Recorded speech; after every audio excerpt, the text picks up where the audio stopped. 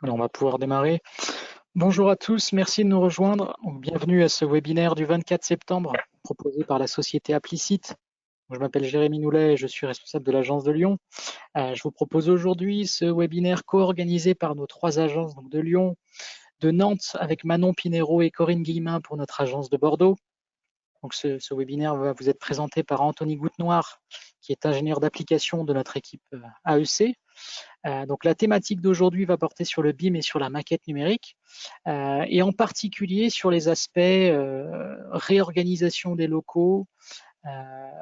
Donc vous le savez, on est dans un contexte de crise sanitaire aujourd'hui, et vous allez voir que la maquette numérique avec Autodesk Revit propose des fonctionnalités et des outils pour vous permettre de réorganiser vos locaux et vérifier le respect de la distanciation sociale. Donc c'est ce qu'on va vous présenter aujourd'hui. Comment on peut travailler sur l'optimisation des espaces, comment on peut travailler sur réaliser des scénarios de réimplantation ou de réagencement de vos locaux. Et vous allez voir qu'avec Revit, on peut même calculer des taux d'occupation au mètre carré, ce genre de choses qui peuvent être bien utiles donc pour vérifier le nombre de personnes qu'on a, par exemple, sur un site, alors que ça soit industriel ou des immeubles de bureaux. Voilà. Ça sera applicable à différents contextes. Un petit mot sur Applicite pour commencer, pour nous présenter. Donc Applicite, on existe depuis 2006 et on est intégrateur donc, des solutions CAO, BIM, PLM et gestion des données techniques d'Autodesk. On a réalisé 13,5 millions d'euros de chiffre d'affaires l'année dernière pour une cinquantaine de collaborateurs. Donc vous nous connaissez probablement aujourd'hui pour cet aspect revente de logiciels Autodesk. On propose évidemment du support technique, de la formation, on accompagne nos clients dans la maîtrise des différents logiciels Autodesk, que ce soit en initiation ou en méthodologie avancée. Et on dispose également d'un bureau d'études BIM et d'un bureau d'études mécaniques. Donc là, on va travailler sur la création de maquettes numériques, la création d'objets BIM, par exemple. Donc nos logiciels principaux, on travaille sous Inventor, sur Revit, sur AutoCAD, sur Navisworks. Ce qui est très important pour bien comprendre l'activité d'Applicite, c'est qu'on est vraiment spécialisé dans tout ce qui est amélioration des processus de conception et des processus de développement produit de nos clients.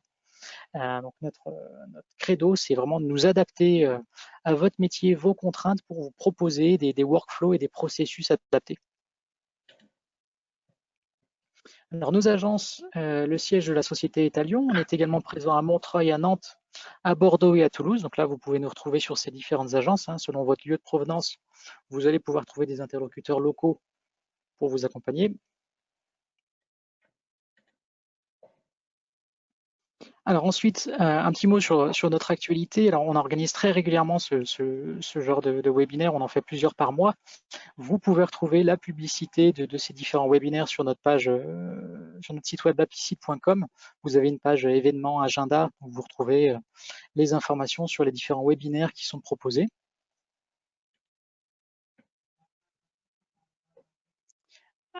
Alors ensuite, vous avez aussi sur notre site internet vous avez un blog technique. Donc on a 25 ingénieurs d'application selon les différents métiers, que ce soit en simulation, en mécanique ou en architecture. Nos ingénieurs d'application postent au moins une fois par mois un article technique sur les différentes solutions Autodesk ou sur des recherches qu'on mène nous-mêmes en parallèle. Voilà, donc ça peut vous intéresser, quel que soit votre métier. Vous nous retrouvez également sur les réseaux sociaux, sur nos pages LinkedIn. Alors nous avons une page LinkedIn Applicite nationale et également 3 pages régionales où là vous retrouvez des informations plus locales. Donc une page à Nantes, une page à Lyon, une page à Bordeaux. Voilà, vous avez les adresses ici des différents sites.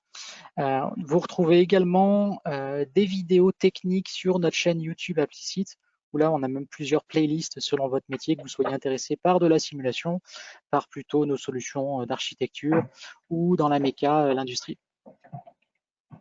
Voilà, donc chaîne YouTube Applicite et notre page Facebook également. Voilà, donc là vous retrouvez les adresses de nos différentes agences et tout un tas d'informations. Alors voilà, merci Jérémy.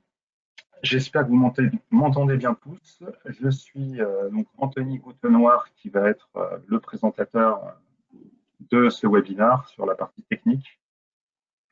Donc aujourd'hui, on va voir comment avec Revit, on peut faire de la réimplantation de bureaux, de la réorganisation, quels sont les outils que nous offre Revit en natif pour gérer toute cette problématique qui est d'actualité du fait de la crise sanitaire actuelle. J'ai concocté un petit sommaire, donc dans un premier temps, on va surtout se pencher sur qu'est-ce que le BIM, faire une petite piqûre de rappel, avec notamment voir quels pourraient être les avantages du BIM justement en période Covid. On rentrera après dans le vif du sujet avec les outils de base pour l'agencement de vos espaces dans Revit. Alors Revit propose tout un panel d'outils qui sont parfois méconnus de certains utilisateurs parce que des fois, par réflexe, on a tendance à toujours fonctionner de la même façon. Je vais vous montrer quels sont, à mon sens, les outils qui sont intéressants et qui sont ergonomiques pour faire du réaménagement de bureau. Alors pour certains qui ont déjà une bonne expérience sur Revit, il n'y aura pas forcément de nouveautés, mais il y a fort à parier que vous découvrirez malgré tout des choses. Viendra ensuite toute une partie sur le design génératif. Alors le design génératif, c'est une nouveauté de Revit 2021. Si vous êtes sur des versions antérieures à Revit 2021, vous n'aurez pas accès au design génératif. Donc il vous faudra bien être à jour au niveau de votre versionning de Revit. Et on verra en quoi ça peut justement, là encore, vous aider à faire de l'implantation de bureau.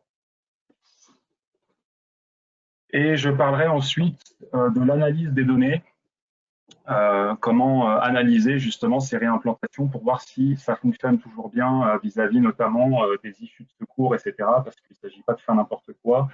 Les bureaux qui sont aménagés en l'état, en période normale, sont aménagés de sorte qu'il n'y ait pas de problème pour rejoindre les issues de secours. Quand on réaménage les choses, il faut garder en tête qu'au-delà de la distanciation, il y a d'autres contraintes qui viennent aussi rentrer en ligne de jeu, en ligne de compte.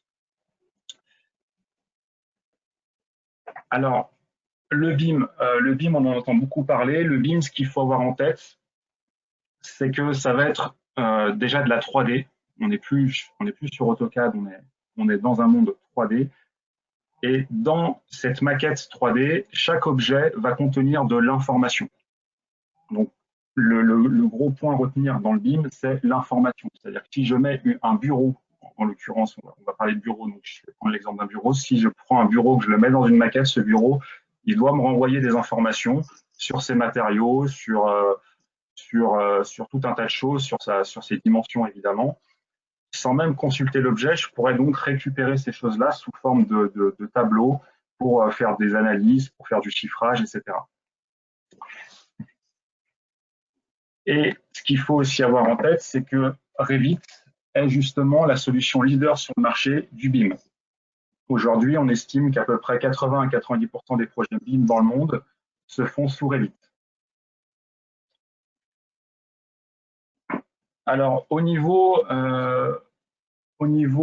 des États, le BIM commence à être imposé, mais ce n'est pas encore vrai de partout et surtout pas en France. C'est le cas au niveau européen au Royaume-Uni, où son utilisation a été rendue obligatoire, notamment pour tout ce qui est marché public, parce qu'évidemment, ça permet de mieux contrôler les coûts, ça permet d'avoir une meilleure visibilité sur les projets au moment de la construction, mais aussi après la construction. En France, il y a Bouygues et Eiffage qui sont des gros groupes qui sont aussi très concernés.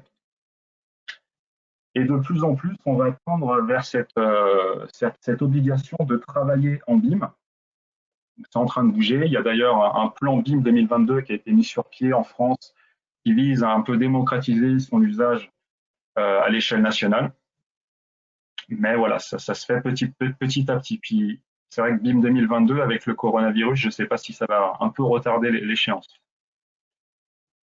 Alors, les avantages du BIM, de manière générale, pendant la construction, ça vous aide à mieux visualiser vos projets, à réduire les coûts, en limitant les erreurs, à limiter les erreurs, à gagner en productivité et à anticiper la phase chantier. Et après, ce qu'on appelle le BIM GEM, c'est-à-dire gestion, exploitation, maintenance. Ça va vous aider à centraliser toutes les informations sur une même maquette numérique, à maîtriser les coûts d'entretien et de maintenance, à faciliter la mise à jour de vos plans. Donc ça, on le verra un peu avec les gabarits de vue plus tard. J'ai fait quelque chose là-dessus, justement. À référencer votre patrimoine et à optimiser les implantations existantes. Ça aussi, on va le voir ensemble. Alors, justement, en période Covid, quels sont les avantages du BIM et de Revit? Vous avez la possibilité d'organiser des plans de macro et de micro-zoning. Alors, ça peut être donc macro tout un niveau ou ça peut être juste un petit bureau à un étage. Ça va vous permettre de bien l'organiser de manière à éventuellement gérer des zones de circulation, gérer du cloisonnage temporaire, etc. De mieux gérer le positionnement de votre mobilier. Vous verrez que c'est un peu plus simple à gérer que si on faisait ça sur de la 2D comme AutoCAD. On va pouvoir aussi concevoir des variantes d'agencement. Ça, on va le voir aussi.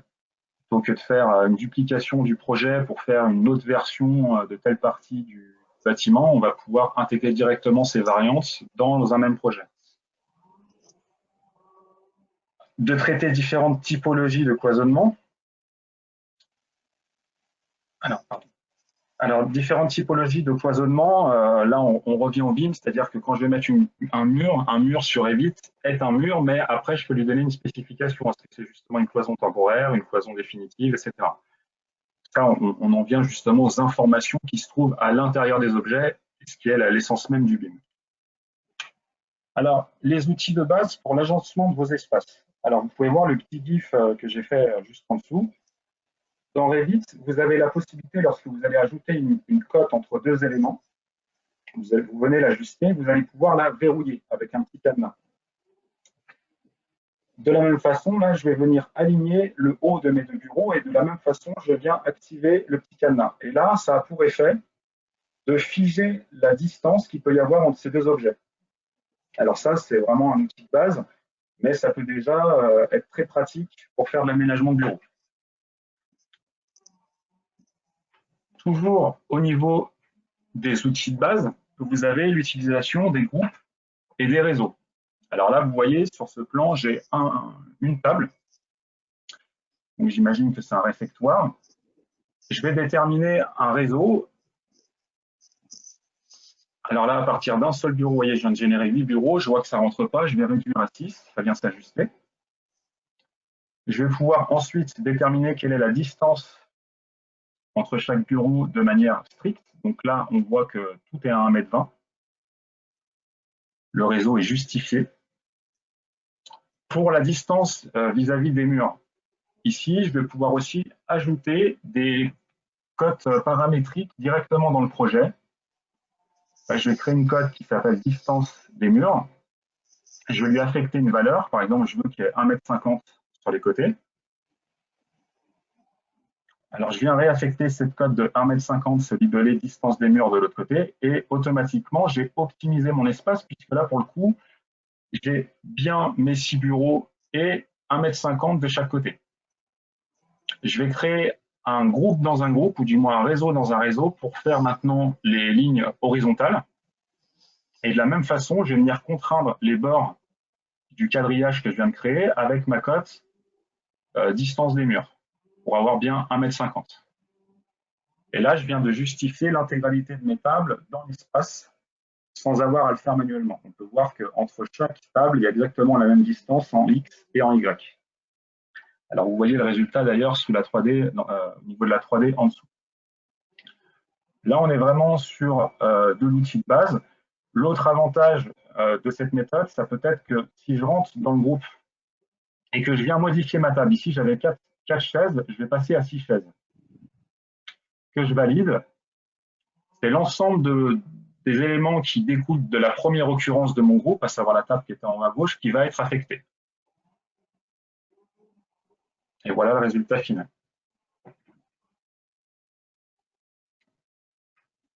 Vous avez ensuite, en outil de base, les variantes d'implantation.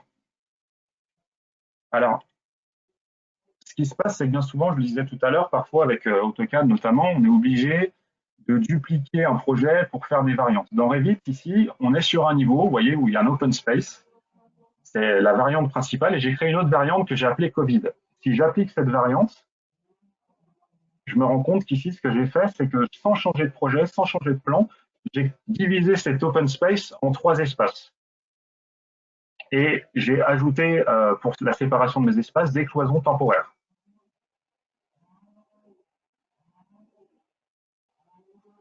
Maintenant, ce qui va être aussi intéressant, c'est qu'au niveau de la mise en plan, je vais pouvoir choisir quelle mise en plan je veux faire. Est-ce que je veux mettre en plan l'open space ou l'open space divisé en 3 bureaux, bureau 1, bureau 2, bureau 3. Et je vais pouvoir, comme ça, tirer des vues 3D de chacune des 2 variantes, tirer des plans. Et je vais pouvoir aussi faire les quantitatifs de ces 2 variantes dans le même projet. Là, on voit que j'avais 12 bureaux dans le bureau numéro 3, il me semble. Et je vais en supprimer un. On voit qu'automatiquement, la nomenclature, elle est mise à jour. Je suis passé à 11 bureaux. Là, je l'ai fait depuis la 3D. Ça le fait, tout est lié. Donc, si j'enlève un bureau depuis la vue en plan, de la même façon, ça vient immédiatement impacter ma nomenclature. Par contre, sur ma variante précédente, rien n'a été touché. J'ai toujours 44 bureaux. Vous voyez, il y a toujours tous les bureaux qui sont bien présents.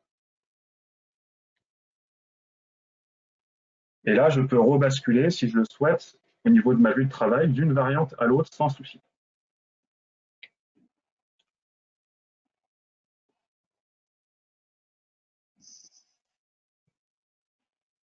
Voilà.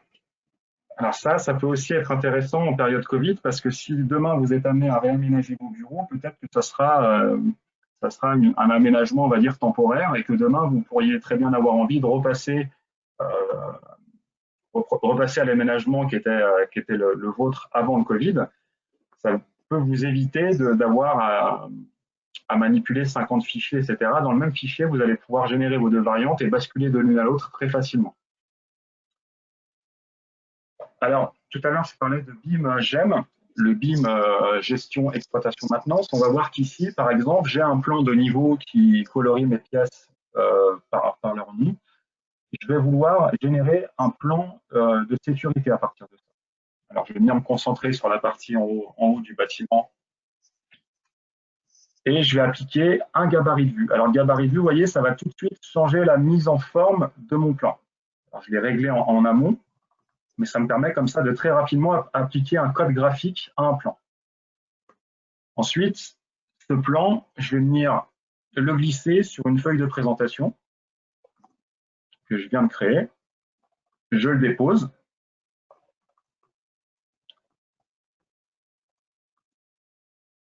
Je lui mets son titre, RDC plan d'évacuation. Et je vais venir ajouter une légende avec des pictogrammes qui concernent justement l'évacuation incendie. Et je vais venir ensuite distribuer sur ce plan chacun des pictogrammes à l'endroit où il se doit être. L'accès aux étages, les alarmes, les extincteurs. Indiquer l'entrée principale.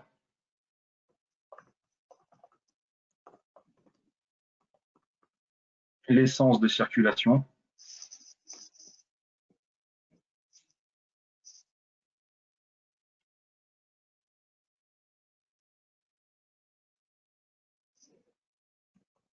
Alors ça, il faut évidemment imaginer que c'est la même chose avec le Covid. On aurait très bien pu rajouter des pictogrammes pour dire attention, ici il y a un distributeur de gel hydroalcoolique. Le sens de circulation se doit d'être strictement de cette façon pour justement respecter la distanciation sociale. Et voilà, très rapidement, j'ai pu, à partir d'un plan lambda que vous voyez toujours en haut à droite, là sur ma slide, j'ai rapidement pu générer ce plan d'évacuation.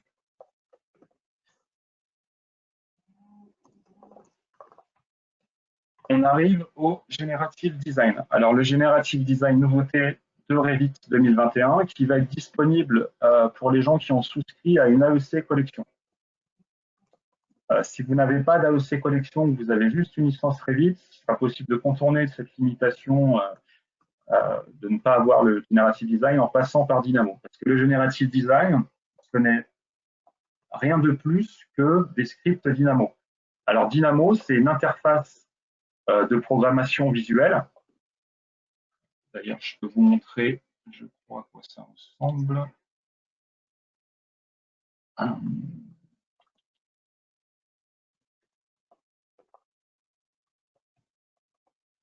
Alors voilà, on voit à quoi ressemble Dynamo. Alors là, c'est justement l'un des scripts qu'on va utiliser après. Donc, il y a des scripts évidemment beaucoup plus simples.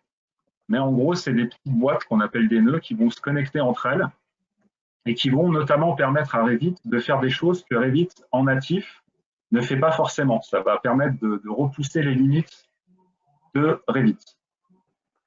Alors, le Generative Design, justement, c'est du Dynamo. Alors, Revit, dans sa mise à jour de juillet, je crois, propose désormais 6 scripts de Generative Design. À la sortie de Revit 2021, en avril, il n'en propose que 3.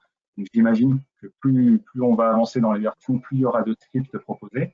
Donc, l'idée, c'est de repartir de ces scripts existants et pas forcément de tout coder de A à Z, parce que c'est très chronophage. Ces scripts, en fait, ils vont nous dire, indiquez-nous une variable. Par exemple, je veux que mes bureaux dans une pièce ils soient espacés de 1 à 1,5 mètres seulement. Enfin, je veux pas sortir de cette plage. Je vais pouvoir ensuite définir des objectifs. Par exemple, à quelle distance des murs doivent être mes bureaux, à quelle distance des fenêtres, à quelle distance des portes. Et en fonction de tous ces paramètres-là qu'on va rentrer, on va cliquer sur Générer et Revit va venir implanter nos bureaux automatiquement selon les contraintes et les objectifs de notre Generative Design. Alors, vous avez un script. Si vous avez Revit 2021 avec l'AEC Collection, vous avez forcément ce qui s'appelle disposition de l'espace de travail. Alors, il va avoir pour but d'augmenter le nombre de bureaux dans une pièce, d'améliorer la moyenne de la qualité des vues vers l'extérieur de chaque bureau, et de réduire la distance moyenne jusqu'aux sorties. Alors, dans Revit, vous allez dans l'onglet Gérer, vous allez cliquer sur Generative Design, enfin, dans la partie Conception générative, vous allez cliquer sur Créer une étude, vous allez sélectionner la pièce et le bureau qui sont concernés par le design génératif. Vous allez appliquer certains réglages et cliquer sur Générer des solutions. Là, automatiquement, Revit il va venir vous calculer des solutions d'implantation. Je l'ai mis un peu en accéléré, hein, ça peut prendre 2 ou 3 minutes pour faire le calcul. Et là, vous pouvez constater que j'ai une dizaine de solutions qui me sont proposées.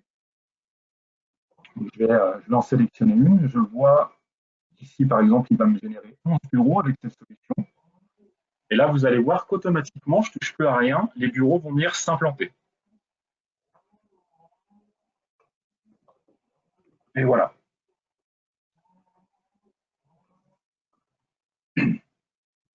Alors, ce script, vous y avez accès si vous avez Revit 2021 en AEC Collection, il s'appelle Disposition de l'espace de travail. Je peux, si je supprime ces bureaux, venir essayer une autre solution. Donc, mon étude est toujours conservée, c'est à moi de la supprimer manuellement si je ne l'avais plus.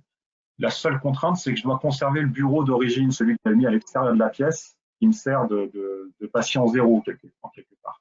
C'est lui qui va générer les autres bureaux, donc il ne faut pas que je le supprime. Et voilà, là, j'ai essayé une autre solution. Alors, ça peut être intéressant, ce Generative Design, pour vraiment venir faire des choses comme ça qui vont être optimisées via des algorithmes. Ça permet parfois de ne serait-ce que se donner des idées. Après, rien n'empêche de venir y retoucher légèrement. Alors, les problèmes de ce script en particulier, c'est qu'il est fait, entre guillemets, que pour fonctionner avec les familles de bureaux qui sont fournies par défaut avec la bibliothèque Revit. Ce qui n'est pas top. Il y a quelques autres petites contraintes. Par exemple, il n'est pas capable d'éviter les poteaux, ce genre de choses. Après, ça s'ajuste manuellement. C'est pourquoi j'en ai fait une correction. J'ai dû retoucher le script Dynamo pour pouvoir le corriger, pour qu'au final, ça fonctionne avec n'importe quel bureau. Alors là, j'ai pris un bureau que j'ai moi-même modélisé. On le voit ici en haut du plan. Et je vais venir l'implanter dans cet open space.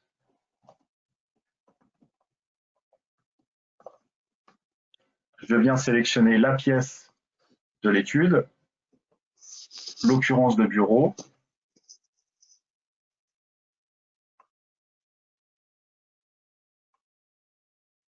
Je viens paramétrer mon étude. Et en cliquant sur générer, automatiquement, ça va m'implanter mes bureaux. Le problème que j'avais avec ce bureau lorsque je l'utilisais avec le script précédent que je n'avais pas encore modifié, c'est que mes bureaux ils ne s'implantaient pas au bon niveau. Ils se mettaient au-dessus de mon bâtiment, au-dessus du toit. Et j'espère qu'Autodesk va améliorer ça. Sinon quoi, chez Apicite, on a réglé le problème. Vous avez aussi parfois au niveau des scripts de Generative Design qui sont fournis, des soucis avec le système de, je perds les mots, avec les unités. C'est-à-dire que il y a beaucoup de scripts, enfin, je crois que sur les 6 scripts qu'ils fournissent, il y en a 3 qui sont en pied, c'est-à-dire en système impérial et pas en système métrique. Alors pour nous, Européens et Français, c'est pas forcément pratique de travailler avec des écartements de bureau à bureau qui sont donnés en pied.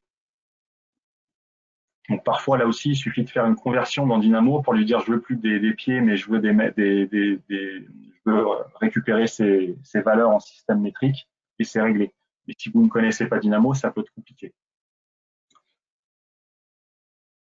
Et là, vous voyez, je vais générer automatiquement l'ensemble de mes bureaux dans cette pièce grâce au Generative Design. Alors pour l'occasion, j'ai même fait une petite zone derrière le bureau, une zone de réserve qui va me permettre de m'assurer qu'il y ait toujours la distanciation sociale qui soit respectée.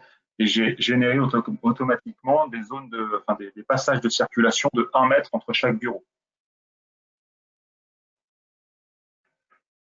Voilà, tout ça, ça se paramètre. Tu peux ajuster un petit peu comme tu veux, Anthony, tes critères. Voilà, tu peux ajuster. Plus ou moins important.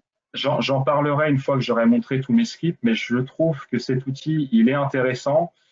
Mais les premiers retours des utilisateurs, c'est que c'est un peu une usine à gaz et que pour des utilisateurs non avertis, c'est pas forcément facile de prise en main.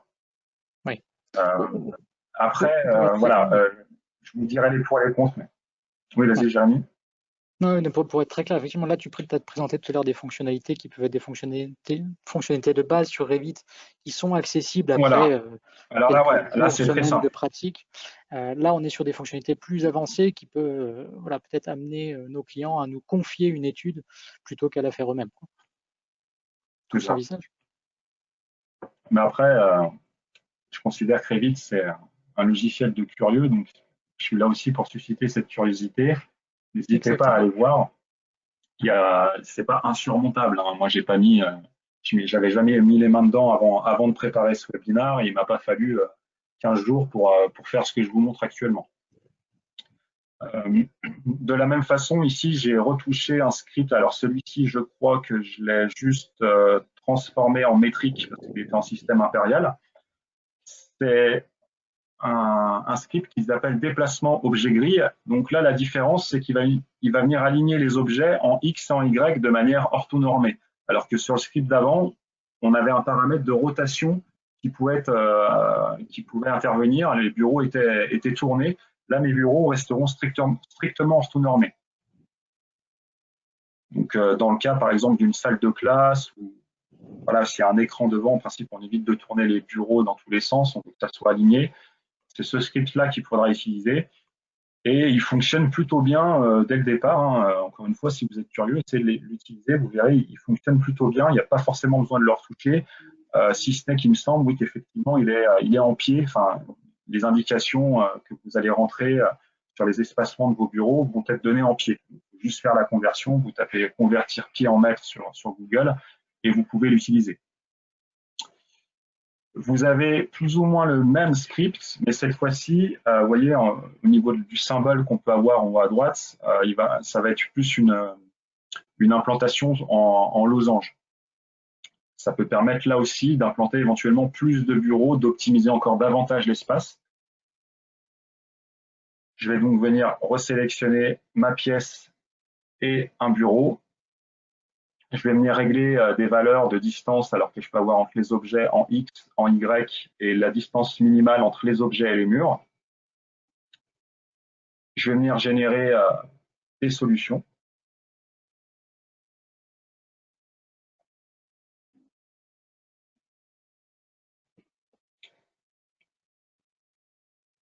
Et alors, vous voyez, je peux parfois avoir plusieurs pages. Là, par exemple, j'ai 20 solutions au final qui m'ont été proposées.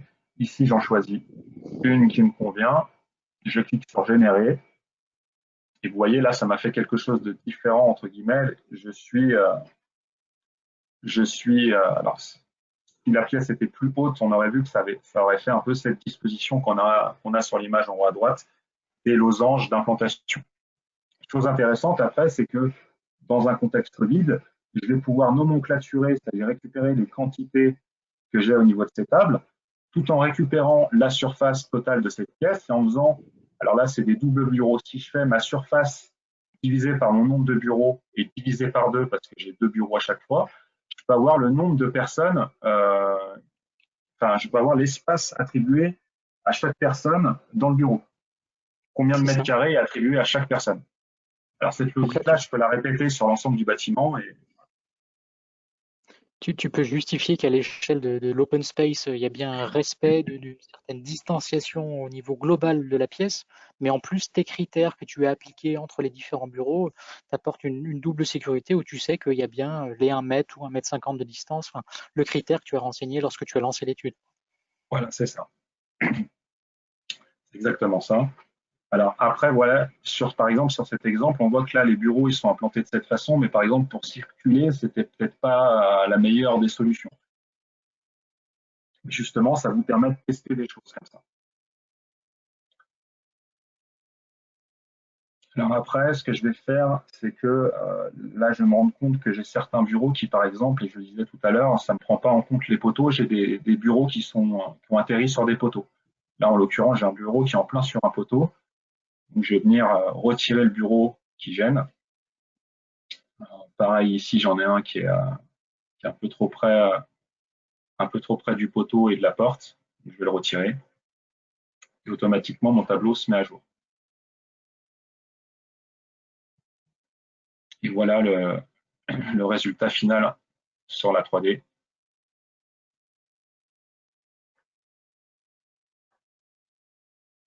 Alors, pour conclure avec le Generative Design, j'ai trouvé cet exemple qui a été fourni par Autodesk France sur justement une étude qu'on appelait déplacement objet grille.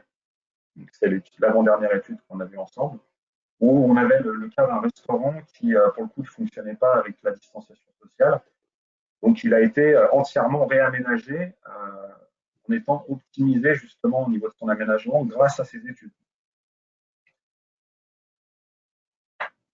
Et je peux remarquer aussi qu'ils ont, par exemple, enlevé certains meubles, etc., enlevé les chaises du bar pour que ça fonctionne. Donc, n'hésitez pas à tester. Moi, je dirais que le Generative Design, c'est certainement quelque chose qui, à l'avenir, va amener à se démocratiser. Pour le moment, c'est un peu dur de l'appréhender quand, du moins, on veut le modifier. C'est-à-dire que si demain, vous me dites, moi, je veux utiliser ce script déjà existant, mais je voudrais rajouter tel ou tel paramètre, ça va être assez compliqué à mettre en place et vous aurez peut-être plus vite fait de le faire manuellement que de vouloir le coder quelque part. Mais je trouve que repartir des scripts existants, ça peut permettre déjà de poser les bases de votre implantation. Après, vous venez retoucher manuellement ce qui vous arrange et ça peut effectivement faire gagner du temps. Ensuite, au niveau de l'analyse des données, vous avez évidemment tout ce qui est nomenclature, on a brièvement vu sur les slides précédentes. Vous avez un outil qui est apparu, je crois, en 2019, si je ne dis pas de bêtises, peut-être avant, je n'ai plus ça en tête exactement, qui est l'outil trajectoire. Alors, l'outil trajectoire va vous permettre de respecter des distances maximales que vous impose la sécurité incendie entre un point dans une pièce et le premier escalier qui va vous permettre, ou la première issue de secours qui va vous permettre de fuir en cas d'incendie. Alors cet outil, si justement vous réaménagez vos bureaux, il peut vous être utile pour vous assurer que vous respectez bien toujours les normes. Alors là, par exemple, je vais imaginer que je suis ici, à côté de ces bureaux, et je vais regarder si je me rends jusqu'à l'entrée de cet escalier. Vous voyez, automatiquement, il va emprunter les portes et il va me renvoyer des informations, c'est-à-dire quelle est la longueur que je vais devoir parcourir, la distance que je vais devoir parcourir, quel temps ça va me mettre en partant du principe que je marche ici, j'avais réglé ça sur 4,828 km/h. Alors la première solution pour cette personne qui se trouve à cet endroit, c'est de partir du côté de l'escalier central. Je peux aussi comparer quel temps il mettrait pour aller à l'escalier de secours qui est tout à droite. Donc à chaque fois, je me mets devant la première marche. Et là, je vais pouvoir comparer ces deux trajectoires. Là, je me rends compte que je suis plus loin de l'escalier si je pars sur la droite. Mais en fonction, justement, en période Covid, des sens de circulation de ces choses-là, ça peut être intéressant de faire ces études parce que peut-être que les personnes qui sortent de ce bureau sont obligées d'aller à droite, alors qu'avant, elles pouvaient aller où elles voulaient. Là, au moins, je peux voir si en allant à droite, je respecte bien les distances maximales d'accès à des issues de secours. Je vais pouvoir aussi générer des nomenclatures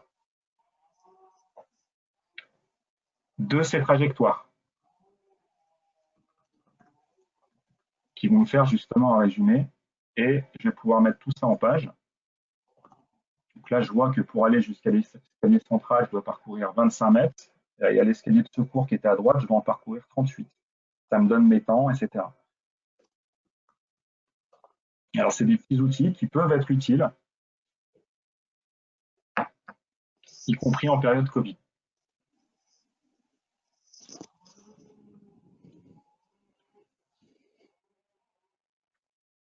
Alors, pour finir, j'ai fait un petit rendu d'une de mes implantations d'OpenSpace que j'ai généré justement avec les outils de Generative Design.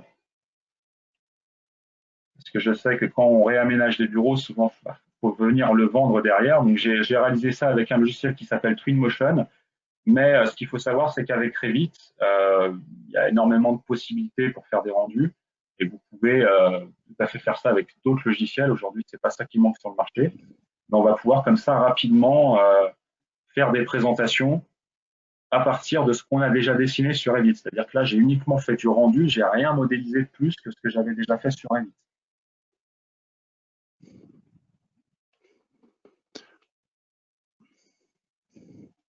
Si je peux compléter, Anthony, ce qu'on vous montre ce matin, c'est relativement accessible et réalisable à partir de maquettes simples et dépouillées. C'est-à-dire que là, effectivement, tu as dessiné des bureaux, etc. Ça, c'est des choses où tu vas quand même ajouter du niveau de détail. Mais pour faire des scénarios de réagencement, d'implantation, etc., on n'a pas forcément besoin de connaître le détail de la poignée sur chaque porte, par exemple. Ce que je veux dire par là, c'est que dans le monde de la maquette numérique, on peut avoir des maquettes numériques relativement simples et d'autres qui sont très complexes, qui nécessitent l'intervention de plusieurs spécialistes qui vont chacun travailler sur un lot technique, un corps d'état, ce que vous voulez. Donc ce que je veux dire par là, c'est que ce contexte peut vous amener à mettre un premier pas vers la maquette, à faire un premier pas vers la maquette numérique, avoir une maquette, on va dire, architecturale simple de vos bâtiments, de vos locaux pour mener vos études de réagencement d'implantation si nécessaire.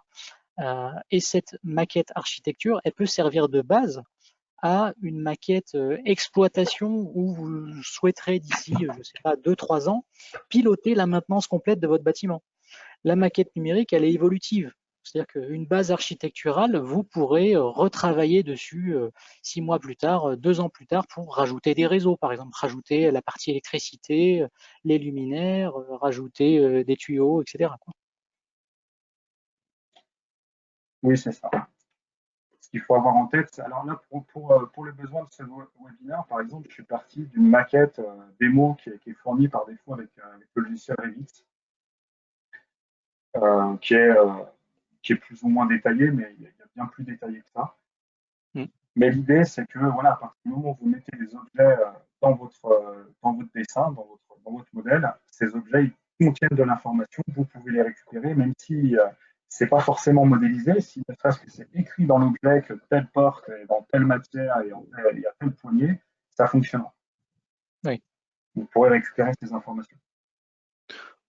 Concrètement, comment on s'y prend, si on peut en parler un petit peu aussi.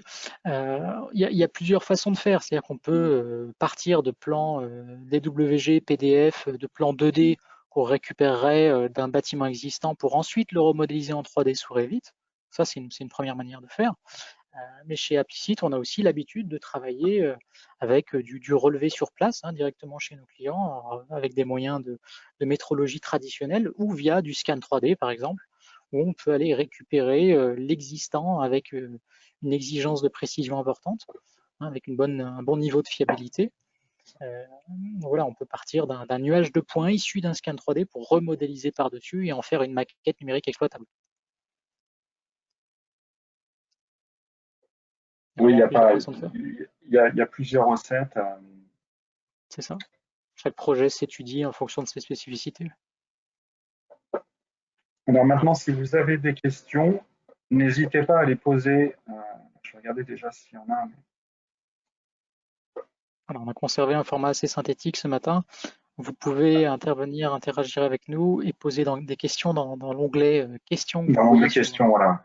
Oui, Alors, il y a Joseph qui m'a dit que l'outil trajectoire, je pense que c'est à ce moment-là, il est sorti sur la version 2019.2 de Revit, pour info. Donc, si vous êtes sur une version antérieure à la 2019.2, vous n'aurez pas cet outil-là, le dernier outil que j'ai pu présenter. c'est ça.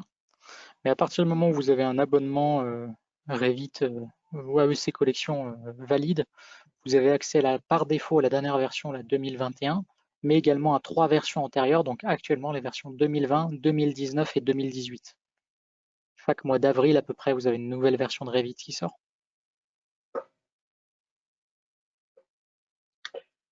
Voilà, n'hésitez pas à poser des questions si vous souhaitez intervenir ou avoir des compléments d'information.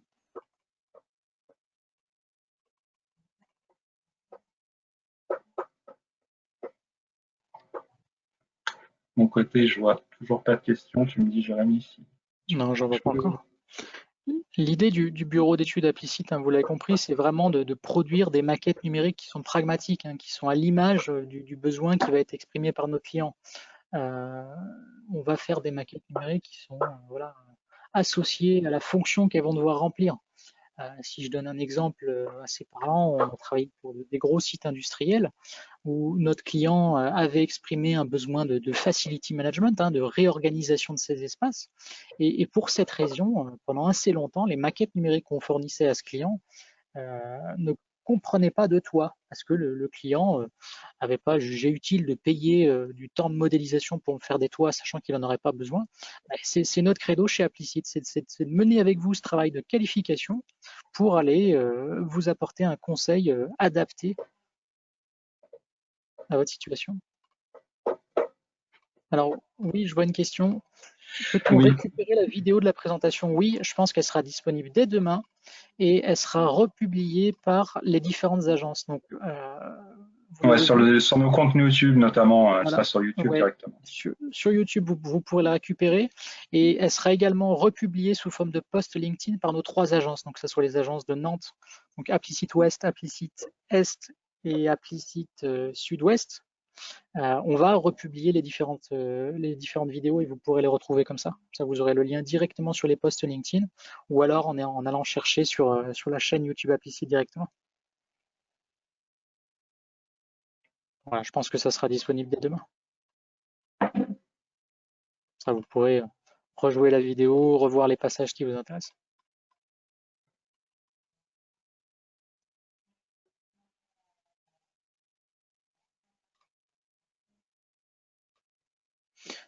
De façon générale aussi, Anthony, si on peut parler de la maquette numérique, Oui. avoir une maquette numérique de ces bâtiments, hein, donc c'est valable pour des sites industriels, hein, pour des locaux tertiaires, des bureaux, etc. Ça permet quand même d'avoir une meilleure connaissance de son patrimoine, ça permet d'affiner la connaissance de l'existant. Et ça, avoir une connaissance de son patrimoine, ça permet de mieux acheter. Par exemple, si je veux, dans mes locaux, commander des travaux d'extension ou de rénovation, comme je connais ce que j'ai, je suis en mesure de faire des demandes plus précises, des demandes de travaux plus précises, et donc de recevoir des différents prestataires des chiffrages affinés. Si je prends un exemple qui peut être un peu parlant, je vais chez le garagiste, je demande de changer mon feu arrière droit, peut-être qu'il va me chiffrer un feu arrière de BMW alors que je vais venir avec une Dacia.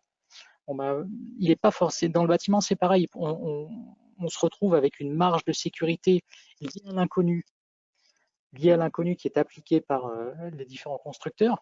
Si vous êtes en mesure d'exprimer précisément l'existant et vos attentes, ça va vous permettre de mieux acheter de façon globale pendant tout le cycle d'exploitation du bâtiment.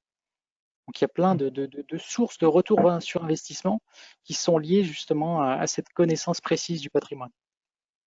D'autant que dans le bâtiment, souvent les prix sont généralement bien gonflés pour éviter toute déconvenue au moment de la livraison, C'est ça. des écarts avec la réalité.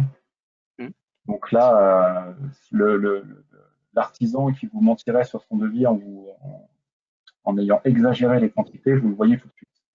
C'est ça, l'essence du BIM, c'est ça, hein, la vraie utopie du BIM, c'est de limiter les erreurs sur chantier et l'imprévu et l'inconnu. C'est ça. Et puis ça facilite aussi la retouche de plan par rapport à l'ancien monde, je dirais, d'AutoCAD. On est sur des choses qui sont beaucoup plus ergonomiques, plus rapides, plus simples, plus visuelles aussi.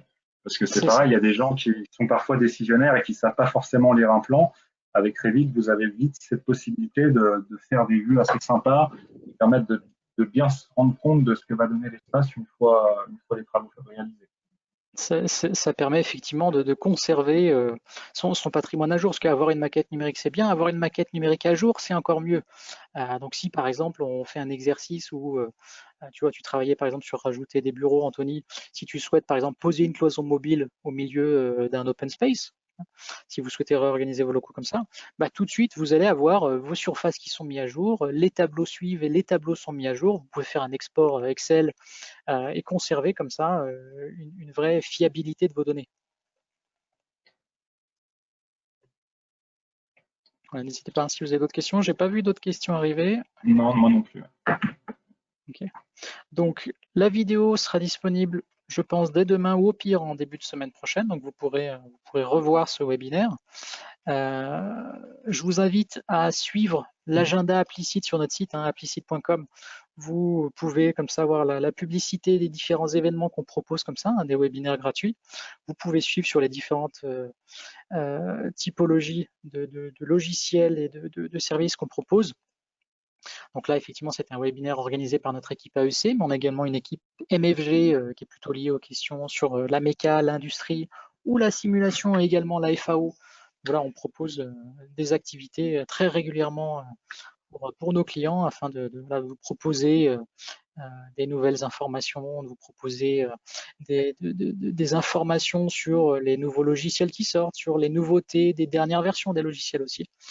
Donc voilà. N'hésitez pas à vous rapprocher de nous. Vous voyez sur cette slide à l'écran actuellement les coordonnées des différents responsables d'agence, donc de Nantes, de Lyon, de Bordeaux. Vous pouvez nous contacter si vous avez des questions, si vous souhaitez des informations complémentaires. On vous retrouve très vite pour un prochain webinaire. Je sais qu'on en a encore de prévu au mois d'octobre. Donc voilà, vous pouvez nous suivre sur les réseaux, sur nos chaînes YouTube et sur applicite.com.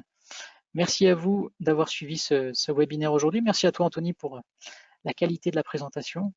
On vous retrouve avec plaisir. À bientôt. Merci à vous.